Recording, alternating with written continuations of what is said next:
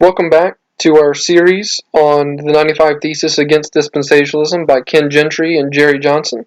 We'll start here at number 2 today, which states, contrary to the dispensationalist theologians' frequent claim that premillennialism is the historic faith of the church, the early premillennialist Justin Martyr states that many who belong to the pure and pious faith are true Christians think otherwise. Premillennialist Irenaeus agreed. Primitive form of each of today's three main eschatological views existed from the 2nd century onward. And see several premillennialist admissions, Millard Erickson as an example.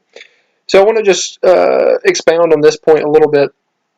Premillennialism was seen very early on in the church. Justin Martyr lived, I guess, from the years around 100 to 150, are some of the estimates that I've seen. And he was a premillennialist. All that means is that Jesus Christ returns physically, bodily to this earth prior to a 1,000-year period known as the millennium that the scriptures talk about in Revelation chapter number 20. But Justin Martyr, in his day, if you read his writings, you read his dialogue with Trypho the Jew, you read some other things, Irenaeus as well, they considered many who were Orthodox Christians in their day to not hold to premillennial teachings. And so for that to be a litmus test today of your orthodoxy, whether you're a dispensationalist or not, is not historical. It's just totally ahistorical.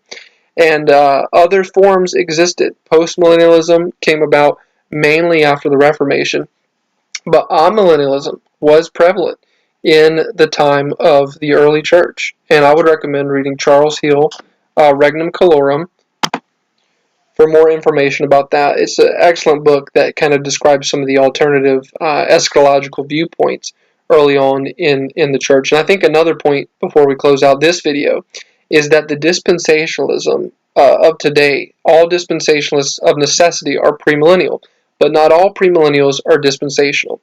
The premillennialism that Justin Martyr, for instance, would have had is referred to as historic premillennial.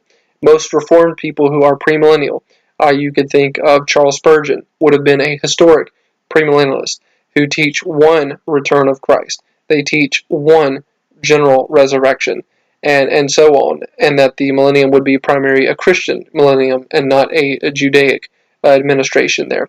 So this is wildly different from the dispensational premillennial. So you can be a premillennialist without being dispensational, but you cannot be dispensational apart from being premillennial. And I think the main point of this paragraph, though, is that many Christians early on were not premillennial. It's not the only view seen in the early church. Thanks for watching today, and we'll do some more videos in the future.